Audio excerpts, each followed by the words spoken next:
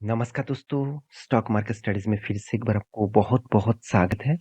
तो आज यहाँ पे मैं डिस्कस करूँगा एक ऐसे कंपनीज़ के बारे में, जो देखा जाए तो अ, कुछ दोस्तों ने मुझे कमेंट किया था जब मैं पिछली बार इसके ऊपर वीडियो बना के दिया था और मैं टेलीग्राम में भी अपडेट दिया था इसका चार्ट पैटर्न। मैं तब आपको बताया था कि अगर इस लेवल को ब्रेक करे मतलब डाउन साइड में ब्रेक करे, तो एक भारी भरकम गिरावट देखने को मिलेगा। तो मुझे 2 दोस्तों ने कमेंट किए थे, सर यहाँ से वो रिवर्सल ज़रूर करेगा और अच्छा खासा एक रैली दिखाएगा। तो मैं आज उसी के बारे में बात करूँगा क्योंकि मुझे आपको छोटा करने का मकसद नहीं था। मुझे जो एक्सपीरियंस के हिसाब से मुझे जो चार्ट पैटर्न में दिखता है वो मैं आपके साथ शेयर करता हूँ। इसलिए मैं बार-बार बोलता हूँ आप टेलीग्राम में जाकर जुड़िएगा, आपको इस तरीके से इन्फॉर्मेशन मिलेगा, जहाँ पे आपको खुद सीखेंगे, साथ ही साथ आप खुद सीख कर खुद खुद अपने दम पर ट्रेड ले पाएँगे और वो भी कॉन्फिडेंस के साथ। तो क्योंकि देखिए कॉन्फिडेंस होना ही मार्केट में सबसे बड़ी बात होता है, उसके बाद आपको पेशेंस का ज़रूरत होगा कि ऐसे नहीं कि मुझे कभी भी ट्रेड लेना है, कभी भी मुझे प्रॉफ़िट बुक करना है, ऐसे बिल्कुल भी नहीं। आपको पेशेंस होना चाहिए।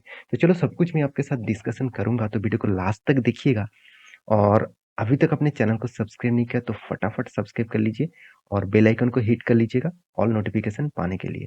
तो चलो देख लेते हैं आज के स्टॉक के डिटेल्स के बारे में। तो कंपनी कौन-सा है? कंपनी का नाम क्या है?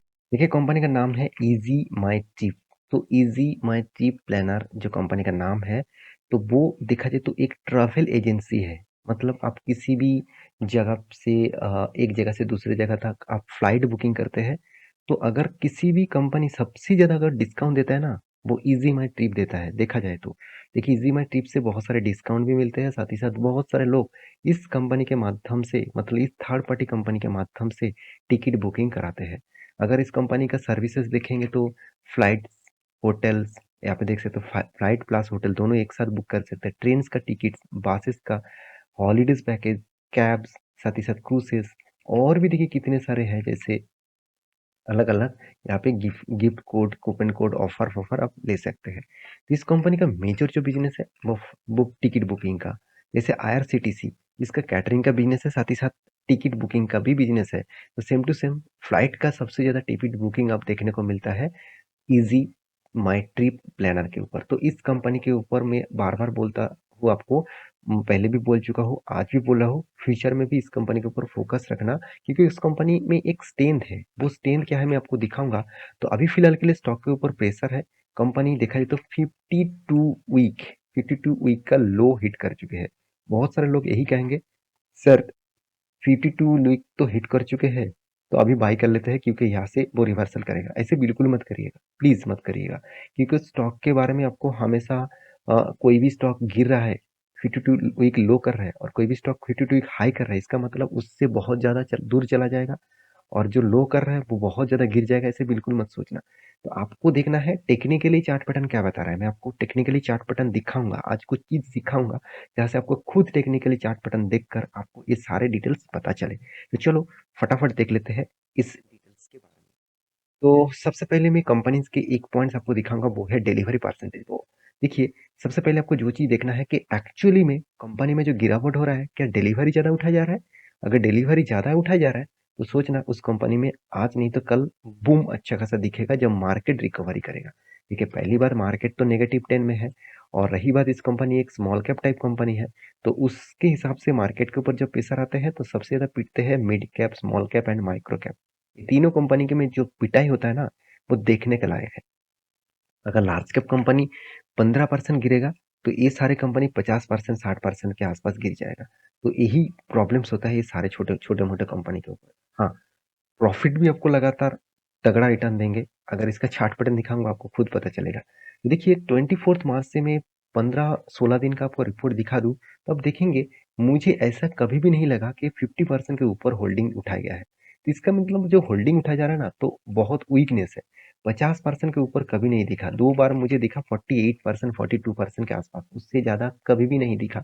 इसका मतलब जो होल्डिंग उठाया जा रहा है ना, तो वो उतना ज़्यादा होल्डिंग नहीं उठाया जा रहा है। थोड़ा-थोड़ा करके होल्डिंग उठाया जा रहा है। तो जो होल्डिंग का जो परसेंटेज है बहुत कम है मेरे हिसाब से और देखिए जब होल्डिंग ज़्यादा देखने को मिलेगा ना तो आप एक सियोरिटी आपको मिलेगा कि वहाँ पे सिर्फ पब्लिक नहीं वहाँ पे इंस्टीट्यूशन भी इन्वेस्ट करके रखे हैं।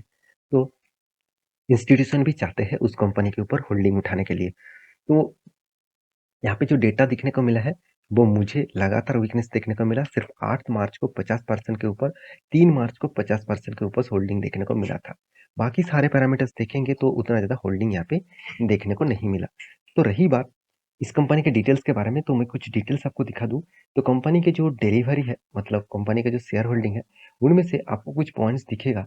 सबसे पहले मैं दिखा दूँ प्रोमोटर। प्रोमोटर कैपेसिटी के 74.9% के आसपास होल्डिंग है।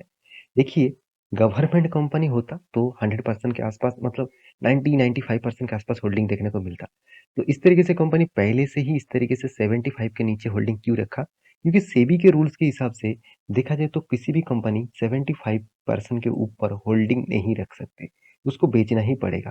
क्योंकि अदानी ने जिस तरीके से काम किया, ज़्यादा होल्डिंग खुद के पास रख के कंपनी को खुद के हिसाब से चलाया, खुद का मतलब घर के लोगों ही उस कंपनी के ऊपर निवेश करके शेयर को पंप किया और पब्लिक का पैसा डंप किया।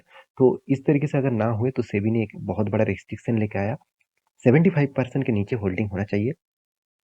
तो यहाँ पे देख सकते हैं एफएस के पास करीबन-करीबन 2.13% का होल्डिंग है।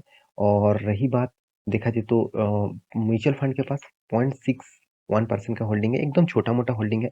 क्यों इतना कम होल्डिंग है? उसके पीछे कारण कंपनी एक स्मॉल कैप कंपनी है। तो पब्लिक के पास देखिए भर-भर के होल्डिंग है 20% के आसपास।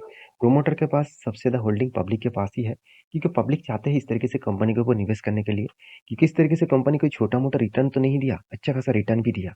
आप देखेंगे इसका चार्ट पैटर्न में जब कंपनी लिस्टिंग हुआ था तब इसका प्राइस था करीबन 11 रुपीस के आसपास। और कंपनी देखिए किस तरीके से बूम किया और कंपनी कितना गया 70 तक। इसका मतलब 7 टाइम्स रिटर्न कंपनी आपको दे चुके हैं। तो कंपनी के ऊपर आप कहेंगे सर 11 रुपीस का अभी कंपनी का प्राइस 40 रुपीस के आसपास चला, इतना सस्ते में मिल रहा है, क्या इस कंपनी के ऊपर खरीदारी करने का राय है? देखिए मैं कोई राय नहीं देता हूँ, मैं आपको इन्फॉर्मेशन दिखाता हूँ। आप स्मार्ट इन्वेस्टर हैं, आप उस हिसाब से ज़रूर काम कर पाएँगे, ये मैं हमेशा भरोसा रखता हूँ आपके ऊपर। तो रही बात इन्वेस्टर के, तो इन्वेस्टर के देखिए कितना, आपको हर कोई इन्वेस्टर दिखेगा, मगर प्रोमोटर से भी कई गुना ज़्यादा आपको पब्लिक के पास दिखेगा। डीएसबी निवेश करके रखे थे, माल बेच दिया। क्यों बेचा? उसको प्रॉफिट जो मिल गया ना, क्योंकि वो जानते हैं इस तरीके से कंपनी लॉन्ग टर्म के लिए नहीं है, क्योंकि कंपनी 7,000 करोड़ के है। लॉन्ग टर्म के लिए वो तब सोचेगा जब ये एक लार्ज कैप कंपनी बनेगा, जब इसका फंडामेंटली फाइनेंशियली ग्रोथ और भी अच्छा होगा। तो स्टेबिलिटी के हिसाब से देखें तो कंपनी में स्टेबिलिटी है। कंपनी आज तक लॉसेस नहीं किया, कंटिन्यूअसली कंपनी प्रॉफिट को मेंटेन कर रहा है। कंपनी का जो सेल्स है, कंपनी का जो एक्सपेंस है, वो अच्छी तरीके से कम मतलब कंट्रोल में है। रही बात कंपनी के कर्जे की, कर्जे एकदम ना के बराबर है। तो इस पैरामीटर के हिसाब से देखें तो कंपनी का स्ट्रेंथ बहुत स्ट्रांग है। मैं सिर्फ 2 ही चीज़ देखता हूँ कंपनी के, सबसे पहले वो है कंपनी का कैश फ्लो। कैश फ्लो बता रहा है, कंपनी दिखा रहा है कि कंपनी का लास्ट टाइम प्रॉफिट हुआ था, खाते में दिखा रहा है 100 करीबन 135-36 करोड़ के आसपास, और कंपनी के हाथ में पैसा कितना है 9 करोड़ के आसपास। इसका मतलब यहाँ पे थोड़ा-सा घबला है। तो इसका मतलब, मेरे कहने का मतलब है यहाँ पे थोड़ा-सा वीकनेस है, क्योंकि इतना प्रॉफिट खाते में दिखा दिया, लोग खुश हो गया। अपने प्रॉफिट एंड लॉस में दिखा दिया मेरे इस बार प्रॉफिट हुआ 133 करोड़। एक्चुअली में क्या प्रॉफिट आया? बिल्कुल भी नहीं। आपके हाथ में तो आया 9 करोड़। तो आपने कितना भी प्रॉफिट दिखाया क्या फ़ायदा? तो ये सारे पैरामीटर्स देखकर ही इन्वेस्टर निवेश करते हैं। तो इसलिए मैं बार-बार बोलता हूँ प्लीज़, आप किसी भी कंपनीज़ के ऊपर शेयर भाग रहा है, शेयर का प्राइस छोटा है, 30-40 रुपीज़, 50 रुपीज़ के आसपास शेयर है, तो ऐसे सोचकर निवेश मत करिएगा। आप बुरी तरीके से फँस सकते हैं। रही बात इस कंपनी की कर्जे के बारे में, तो कर्जा देखिए किस तरीके से कर्जा है। ऑब्वियसली कंपनी का शॉर्ट टर्म कर्जा है, लॉन्ग टर्म के लिए कोई भी कर्जा नहीं है। तो एक अच्छी बात है। साथ ही साथ कंपनी का लायबिलिटीज़ भी है, तो ऑब्वियसली लायबिलिटीज़ तो हर कंपनी के पास होता ही रहता है। तो रही बात इस कंपनी के चार्ट पैटर्न का, देखिए मैं जो लेवल आपको बताया था, मैं 2-10 आपको टेलीग्राम में अपडेट दिया था। यहाँ पे एक लेवल बताया था, इस लेवल को कभी भी ब्रेकआउट करे, तो आपको नेक्स्ट जो लेवल दिखेगा अराउंड अराउंड 33 रुपीज़ के आसपास। इसका मतलब ये जो लेवल था अराउंड 46 के आसपास, यहाँ से अगर ब्रेकडाउन करे तो आपको 33 लेवल तक देखने को मिल सकता है। तो ये मैं टेलीग्राम में अपडेट दिया था, अगर इस लेवल को ब्रेकआउट करेगा तो अच्छा खासा एक पिटाई देखने को मिल सकता है। तो प्लीज़ इस तरीके से कंपनी के ऊपर निवेश करने से पहले एक बार स्टडी करना और इसके बाद रिसर्च करना, उसके बाद कुछ डिसीजन लेना। तो ये वीडियो टोटली एजुकेशन पर्पस में था, कोई बाय एंड सेल का रिकमेंडेशन नहीं था। आप एक बार रिसर्च करना, उसके बाद कुछ डिसीजन लेना। तो मिलते हैं नेक्स्ट वीडियो में, तब तक के लिए अच्छे से रहिए, अपने ख्याल रखिए। जय हिंद।